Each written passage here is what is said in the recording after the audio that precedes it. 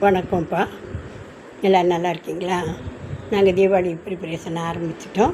சதுரச மாவு சேர்த்து வச்சுட்டு இன்றைக்கி தட்டை சுட்டுருக்கோம் பாருங்கள். இது உங்களுக்கு நான் வீடியோவாக போடுறேன். 3 காப்படி புழுங்கல் அரிசி எடுத்துருக்கேன், இட்லி அரிசி. இதை நல்லா ஒரு 2-3 மணி நேரம் நல்லா கழுவிட்டு ஊற வச்சுருங்க.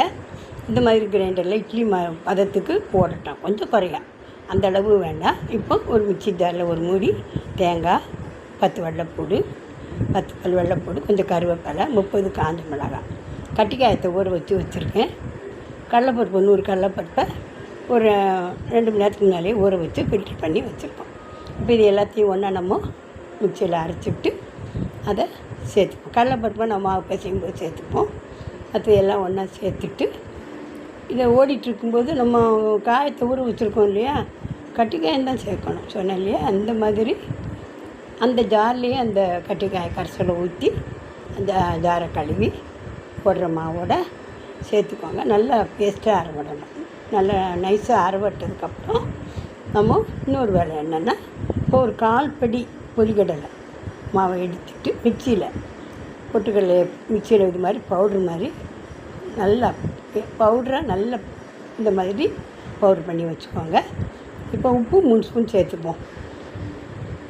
ஒரு 1/4 படிக்கு 1 ஸ்பூன் கணக்கு வச்சுக்கோங்களேன். 3/4 படிக்கு 3 ஸ்பூன் சேர்த்துருக்கோம். கரெக்டாக இருக்குது அளவு, எல்லாமே கரெக்டாக இருக்குது. இந்த அளவே ஃபாலோ பண்ணுங்கள், கூடி குறைச்சி செய்யுங்க, மற்றபடி ஒன்றும் இல்லை. ஒரு 50 டால்டாவை ஊற்றிருக்கேன். எப்போ சேர்க்குறோம், அதனால் டால்டா சேர்க்க பெருசாக நினைக்க வேண்டாம். கருவேப்பிலை சேர்த்துக்கோங்க. நம்ம 1/4 படி பொட்டுக்கடலை அரைச்சி வச்சோம், அதையும் சேர்த்துக்கோங்க. கடலைப்பருப்பையும் சேர்த்துக்கோங்க.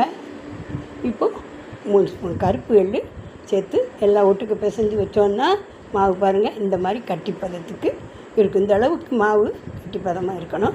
இப்போ நம்ம சப்பாத்தி மேக்கர் இருக்கு இல்லையா, முந்தி வச்சுருப்போம், இப்போ யாரும் அதை யூஸ் பண்ணுறதில்ல. அதை எடுத்துக்கோங்க, அதுதான் ரொம்ப நல்லாயிருக்கும்.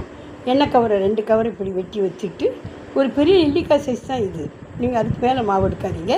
ஒரு பெரிய நெல்லிக்காய் சொல்லுவோம் இல்லையா, அந்தளவு மாவு எடுத்து நம்ம இந்த இதை ஒரு ப்ரெஸ் பண்ணால் போதும், ரொம்ப அடிக்கிறாதீங்க, ஒரே ஒரு ப்ரெஸ் தான் பண்ணுன்னா இந்த மாதிரி ஈவனாக வரும். இப்படி வந்தால் தான் ஒன்று போல் வேகும். தட்டைக்கு எல்லாமே ஒன்று போல் வேகிறது தான் மெயினான ஒரு நல்லா இருக்கிறது காரணம். நீங்களும் இது மாதிரி செஞ்சு பார்த்துட்டு ஃபீட்பேக் கொடுங்க. தேங்க்ஸ் ஃபார் வாட்சிங்.